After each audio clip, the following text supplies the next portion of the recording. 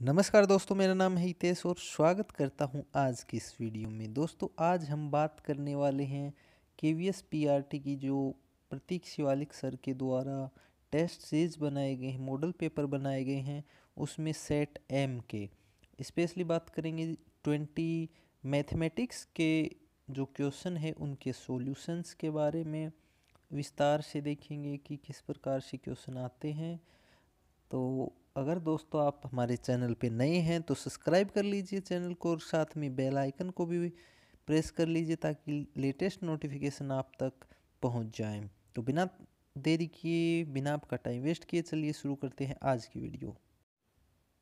पहला क्वेश्चन है दोस्तों, एक है दिया गया है, जो नंबर 1 है वो क्या है। ऑप्शन दिए गए हैं, परिमेय संख्याओं के योग के लिए तत्समक मतलब होता है आइडेंटिटी फॉर एडिशन, ठीक है। दूसरा है परिमेय संख्याओं के लिए घटाने के लिए तत्समक यानी आइडेंटिटी फॉर सब्सट्रैक्शन। नेक्स्ट है परिमेय संख्याओं के गुणन के लिए यानी कि आइडेंटिटी फॉर मल्टीप्लिकेशन। और जो फोर्थ ऑप्शन है उसमें दिया गया है आइडेंटिटी फॉर डिवीजन। तो 1 है वो क्या है। तो देखिए 1 को किसी में भी जोड़ते हैं या फिर घटाते हैं तो उस संख्या में चेंज हो जाता है। तो इसका ऑप्शन जो होगा वो करेक्ट हो जाएगा, परिमेय संख्याओं के लिए गुणन के लिए तत्समक यानी identity for multiplication of rational number. Option number 3 इसका करेक्ट आंसर हो जाएगा। नेक्स्ट क्वेश्चन की तरफ बढ़ते हैं। अगला क्वेश्चन है, एक पाई चार्ट में वर्त के केंद्र पर कुल कितना कोण होता है। तो वर्त के केंद्र पर आपको पता है दोस्तों कितना, 360 का कोण होता है। तो बिल्कुल आसान क्वेश्चन है, ऑप्शन नंबर 2 इसका करेक्ट आंसर हो जाएगा। नेक्स्ट क्वेश्चन की तरफ बढ़ते हैं। अगला क्वेश्चन है अपने पास, पृथक पृथक पर्चियों पर 1 से 5 तक की संख्याएं लिखी गई हैं और एक पर्ची पर एक संख्या लिखी है तथा इन्हें एक डिब्बे में रख दिया जाता है। वहीदा इस डब्बे में से बिना देखे एक पर्ची निकालती, इस पर्ची पर विषम संख्या लिखी होने की प्रायिकता क्या है। तो देखिए 1 से 5 तक की संख्याएं लिखी हैं, तो 1 से 5 में विषम संख्याएं कितनी होती हैं, 1, 3 और 5 यानी 3 विषम संख्याएं होती हैं। तो इन तीनों के निकलने की प्रायिकता क्या है, यानी इन तीनों में से एक निकलने की प्रायिकता क्या हो जाएगी। ये कितने हैं, 3, और कुल कितने हैं अपने पास, 5 नंबर हैं। तो 3/5 यानी ऑप्शन नंबर जो 3 है वो करेक्ट आंसर हो जाएगा। नेक्स्ट क्वेश्चन की तरफ बढ़ते हैं। अगले क्वेश्चन है अपने पास, 43 का स्क्वायर, 67 का स्क्वायर, 52 का स्क्वायर और 59 के स्क्वायर में से कौन अंक 1 पर समाप्त होता है। ठीक है, तो यानी इनके स्क्वायर करने के बाद किस में लास्ट जो इकाई का अंक है वो 1 आएगा। तो 43 का अगर स्क्वायर करें तो ये जो इकाई अंक का स्क्वायर हम इससे देखते हैं, 3 का स्क्वायर करेंगे 9 आएगा, 7 का करेंगे तो भी 9 आएगा, 2 का करेंगे तो भी 4 आएगा, और हम अगर करते हैं 9 का स्क्वायर तो 9 का स्क्वायर कितना होता है, 81। तो इसमें इकाई का क्या आता है, अंक 1 आता है। तो 1 पे कौन सा समाप्त होगा, जो अपने पास ये 59 का स्क्वायर है ये किस पे समाप्त हो जाएगा, 1 पर। तो ऑप्शन नंबर अपने पास जो 4 है ये करेक्ट आंसर हो जाएगा। नेक्स्ट क्वेश्चन की बात करते हैं। अगले क्वेश्चन है दोस्तों, यदि -4/5 y बराबर -3/4 है तो y बराबर है। ठीक है, देखिए इसमें ये दिया गया है सिंपल, वैसे अगर देखें तो कुछ दिया गया है y निकालना हमें, तो 3/4 है। ये अगर हम इस साइड लेके जाते हैं, जो -4/5 मल्टीप्लाई में है दूसरी साइड जाएगा तो क्या हो जाएगा, -5/4 और ये माइनस का, ठीक है। तो माइनस और माइनस क्या हो जाएगा, प्लस। ऐसे कितना आ जाएगा, 5 और 3 15/16, ठीक है। बट इसमें जो ऑप्शन है 15/16 आया अपना आंसर, बट इसके अंदर ऐसा कोई भी ऑप्शन नहीं दिया गया है जिसमें ये आंसर आए। तो इसका करेक्ट आंसर हो सकता है गलती से रह गया हो 15/16, या हो सकता है इसमें कुछ क्वेश्चन में कुछ चेंजेज हों, तो इसको आप 15/16 ही सही मानिएगा। ठीक है, नेक्स्ट क्वेश्चन की तरफ बढ़ते हैं।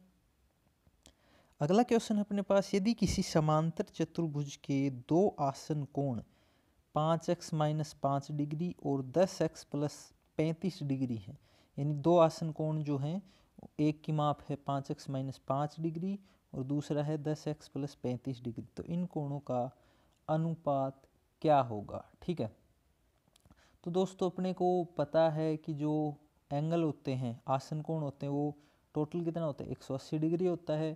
तो दो माप दी गई है, तो इनको कर लेते हैं 5x - 5 प्लस 10x + 35 बराबर 180 डिग्री। ठीक है, 180 डिग्री। ठीक है, तो 5x और 10x 15x और 35 - 5 30x, तो कितना हो गया 15x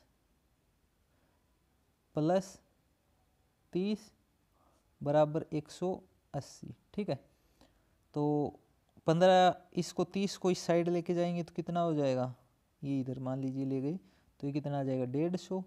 15x बराबर 150 और 15 इसके भाग में चला जाएगा तो कितना आ जाएगा 15, ये 10 से कट जाएगा, यानी x बराबर अपने पास कितना आ गया 10 आ गया। ठीक है, तो अब वापस से इसके अंदर रख देते हैं 5x - 5, तो इसमें रख लेंगे तो x की जगह 10 रखेंगे तो 50 - 5 कितना हो जाएगा 45, और जो दूसरा है इसमें रखेंगे तो कितना हो जाएगा, x की जगह 10 रखेंगे तो 10 × 10 100 प्लस 35 कितना 135।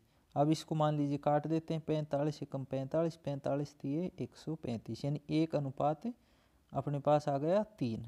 1:3 जो ऑप्शन नंबर 1 है इसके अंदर दिया गया है, जो इसका करेक्ट आंसर हो जाएगा। उम्मीद है अच्छे से समझ में आया होगा।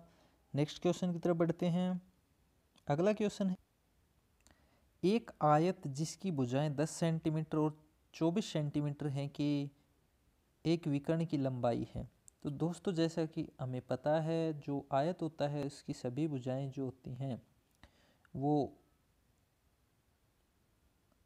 आमने सामने की भुजाएं जो होती हैं वो बराबर होती हैं, और सभी कोण जो होते हैं वो 90 डिग्री के होते हैं। तो इसमें ये दी गई है 24 की और ये दी गई है 10 सेंटीमीटर की, तो हमें PR पूछी गई है। तो हम यहाँ पे पाइथागोरस प्रमेय का यूज कर सकते हैं, ये हमारा आधार हो जाएगा, ये लंब हो जाएगा और ये कर्ण हो जाएगा। ठीक है, तो PR हमें निकालनी है, तो पाइथागोरस प्रमेय का यूज करते हैं।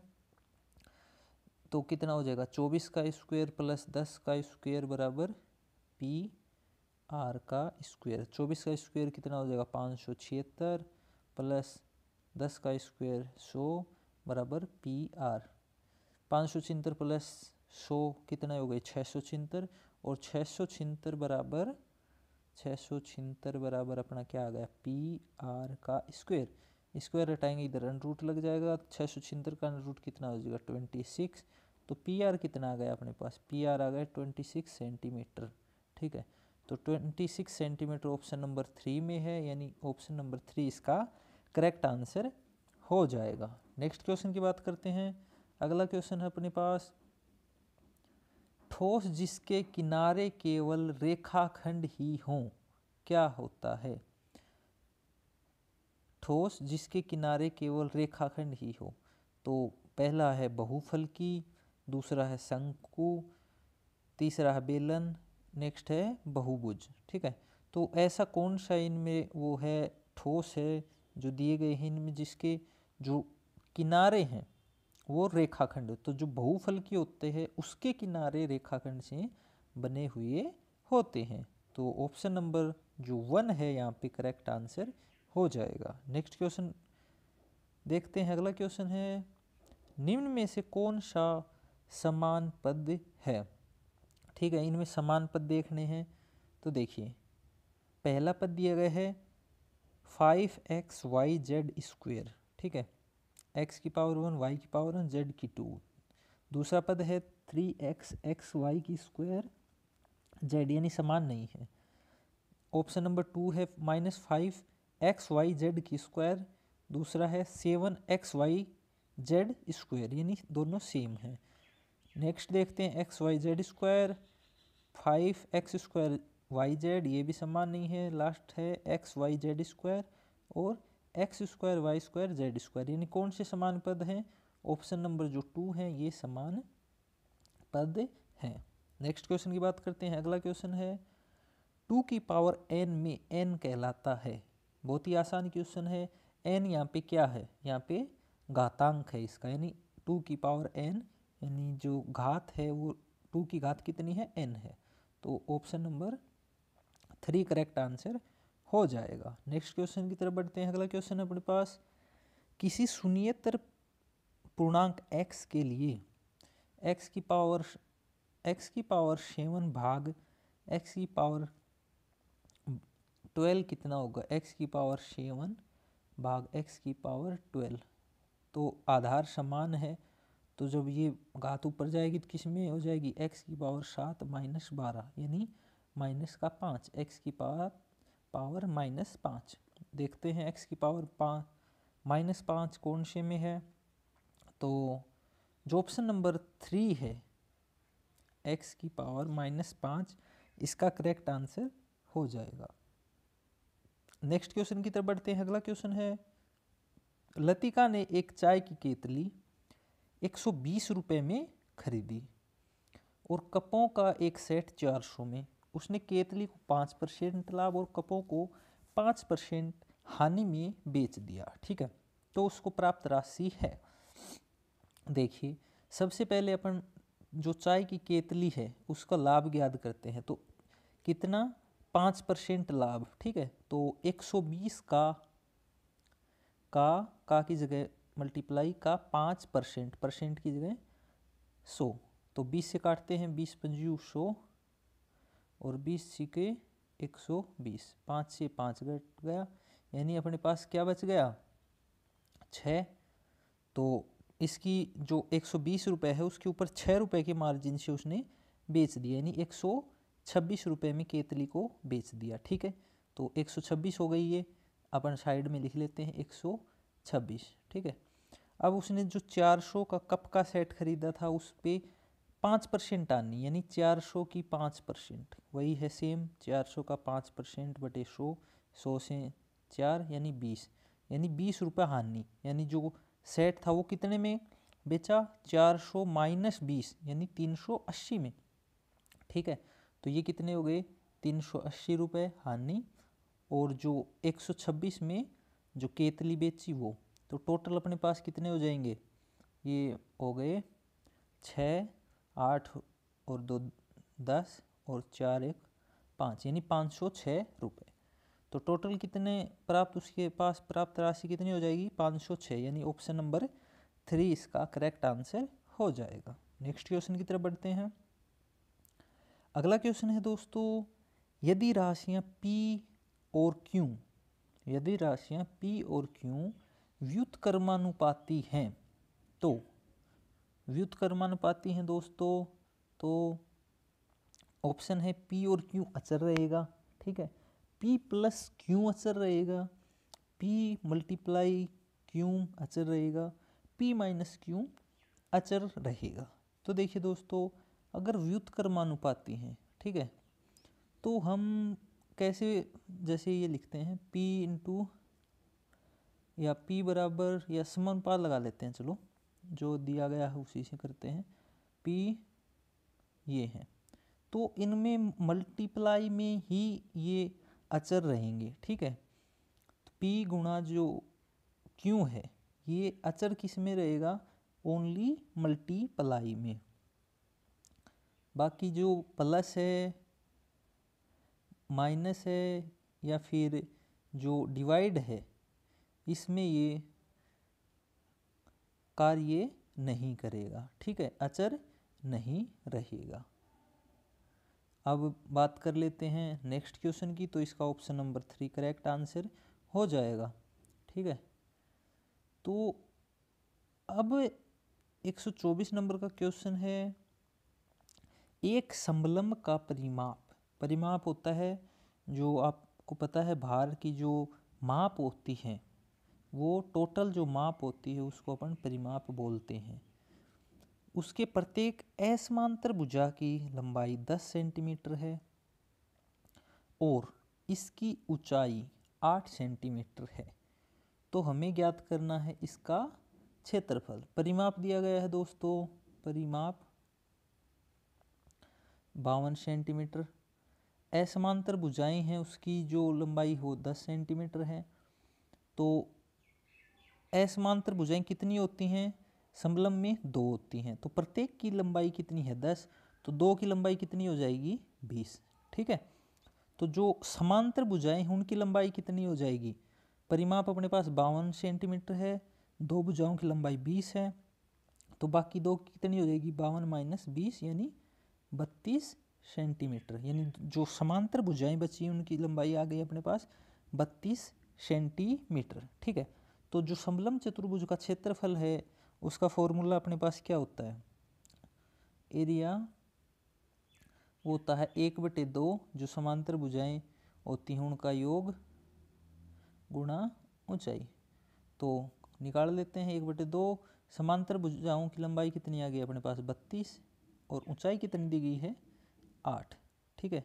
तो इसको काट देते हैं 16, 16 8 128। तो ये आ गए 128 सेंटीमीटर स्क्वायर, क्योंकि एरिया पूछा गया है तो सेंटीमीटर स्क्वायर में आ जाएगा। तो जो ऑप्शन नंबर इसका 3 है वो करेक्ट आंसर हो जाएगा। नेक्स्ट क्वेश्चन की बात करते हैं दोस्तों। अगला क्वेश्चन है अपने पास 5a प्लस b3 बराबर 65 है, तो a और b के मान क्रमशः होंगे। ये दिया गया है 5a प्लस b3 बटे 65 प्लस, तो a और b के मान ज्ञात करने हैं। तो दोस्तों बहुत ही आसान क्वेश्चन है। a की जगह हम क्या रखें कि उसमें 3 ऐड करने से 5 आ जाए, और b की जगह क्या ऐड रखें कि 5 में अगर इसको ऐड करें तो 6 आ जाए। ठीक है। तो देखिए a की जगह सीधा सा है 2 रखेंगे, यानी a की जगह हम 2 रखेंगे तो ही 5 आएगा। तो ऑप्शन नंबर जो 2 है वो कट जाएगा और ऑप्शन नंबर 4 है वो तो कट जाएगा। तो इसमें a की जगह 2। अब आता है यहाँ 6 है, तो b की जगह 5 में हम क्या ऐड करें जो 6 बन जाए? तो सीधी सी बात है b की जगह हम 1 रखेंगे तभी 5 और 1 6 बनेंगे। तो b की जगह 1 किस में है? ऑप्शन नंबर 3 में है। a बराबर 2 b बराबर 1, तो ये इसका करेक्ट आंसर हो जाएगा। नेक्स्ट क्वेश्चन की बात करते हैं। अगला क्वेश्चन है अपने पास दोस्तों, √32 प्लस √48 भाग √8 प्लस √12 का मान किसके बराबर है? ठीक है। देखिए इसको सोल्व करने की कोशिश करते हैं। √32 को हम क्या लिख सकते हैं? 4 चौक 16, 16 दूनी 32। तो हम √32 को कैसे लिख सकते हैं? 4√2, क्योंकि 4 चौक 16 होता है, 16 को हम अंदर ले आएंगे तो 16 दूनी 32। 16 का रूट कितना होता है? 4, इसलिए हम बाहर ले आए। प्लस 48 को हम कैसे लिखते हैं? 4√3, 16 थी 48 होता है। ठीक है। भाग 8 को कैसे लिख सकते हैं? 2√2 प्लस 12 को कैसे लिख सकते हैं? 2√3। अब जो ऊपर है इसमें हम 2 कॉमन ले लेते हैं। मान लीजिए 2 कॉमन ले लिया हमने, तो यहाँ भी क्या बचेगा? 2 और यहाँ भी क्या बचेगा? 2। तो ये सेम पद हो गए, ये कट जाएंगे, तो बचेगा क्या? 2। तो जो ऑप्शन नंबर 2 है इसका ये करेक्ट आंसर हो जाएगा। नेक्स्ट क्वेश्चन की तरफ बढ़ते हैं। अगला क्वेश्चन अपने पास दोस्तों, x+1 निम्नलिखित बहुपद का एक गुणनखंड है। यानी अपने पास नीचे जो बहुपद दिए गए हैं इनमें से ये बताना है कि कौन से बहुपद का गुणनखंड x+1 है। ठीक है। तो जो पहला ऑप्शन है ये देखिए, x की 3 प्लस एक्स स्क्वायर। मान लीजिए पहले x कॉमन ले लेते हैं तो ये क्या बचेगा? x² + 1। फिर जो नेक्स्ट पद है इसमें अपन x कॉमन नहीं ले सकते तो ये नहीं होगा। नेक्स्ट ऑप्शन देखते हैं। अगला ऑप्शन है अपने पास दोस्तों x cube plus x square plus x plus one, वही है एक्स स्क्वायर कॉमन लेंगे तो क्या बचेगा एक्स प्लस वन, और x प्लस वन में से अपन वन कॉमन ले लेते हैं तो x प्लस वन, तो ये क्या आ जाएगा x प्लस वन और x cube plus one, sorry x cube नहीं एक्स स्क्वायर प्लस वन। ठीक है, तो x प्लस वन इसका एक गुणनखंड है। ठीक है, तो ऑप्शन नंबर 2 इसका करेक्ट आंसर आ जाएगा। बाकी एक बार अगर नेक्स्ट ऑप्शन देखें तो चेक कर लेते हैं अपन, x4 प्लस x3, इसमें माइनस का है तो नहीं आएगा, और सेम इसी में माइनस है, बाकी इसमें 5 पद दिए गए हैं। ठीक है, तो ये नहीं होगा, तो ऑप्शन नंबर 2 ही इसका करेक्ट आंसर हो जाएगा। नेक्स्ट क्वेश्चन की तरफ बढ़ते हैं। अगला क्वेश्चन है दोस्तों, यदि ए बी बराबर क्यू आर बी सी बराबर पी है, तो दोस्तों इसमें थोड़ा करेक्शन है, इंग्लिश में जो दिया गया है बी सी बराबर पी आर, इसको करेक्ट मानिए, बी सी बराबर पी आर है और सी ए बराबर पी क्यू है, देन ये आर यहाँ पे जो है ये यहाँ पे आएगा, ये थोड़ा करेक्शन है, गलत लिखा गया है।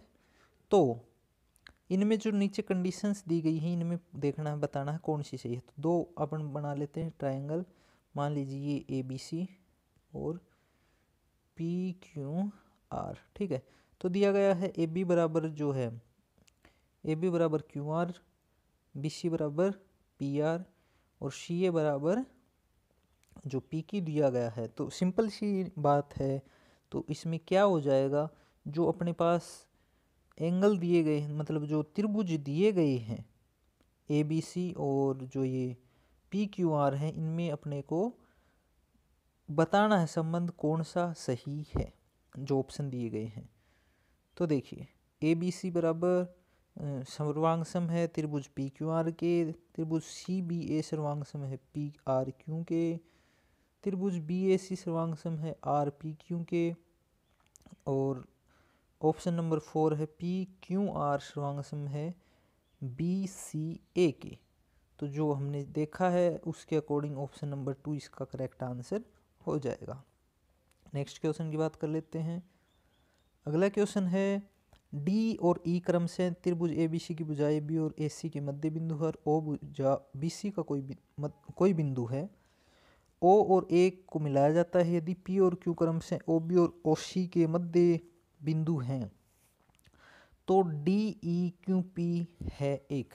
देखिए क्या दिया गया है इसमें, ये दिया गया है। ठीक है, ए बी सी, ये डी ई, इस प्रकार है कोई पी क्यू, और ये मध्य बिंदु ओ है। ठीक है, तो देखिए दोस्तों ए बी सी जो है उसमें डी ई जो है मिड पॉइंट है ए बी और ए सी के, इसलिए जो डी ई है वो बी सी के समांतर है, यानी ओ या फिर पी क्यू है इसके समांतर हो जाएगी, दोनों के समांतर हैं। तो जो त्रिभुज है A B O A B O A B O, इसमें देखें तो ए बी एंड जो सॉरी डी पी और ए ओ समांतर हैं। ठीक है, इसी प्रकार ए सी ओ में ई क्यू और ए ओ समांतर हैं। तो इन तीनों से अपन क्या जज कर सकते हैं, डी पी और ई क्यू समांतर होंगी। ठीक है, डी पी और ई क्यू समांतर हैं, तो डी ई और बी सी समांतर थी जैसे हमने पहले निकाल लिया था। तो अब इनसे हम क्या कह सकते हैं कि जो डी ई है वो पी क्यू के समांतर होगी और डी पी क्या है ई क्यू के समांतर हो जाएगी।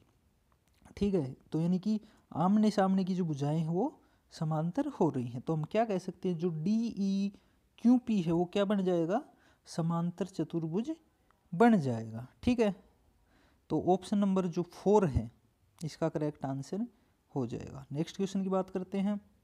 अगला क्वेश्चन है, आकृति यदि ओ ए बी 40 डिग्री है तो ए सी बी होगा।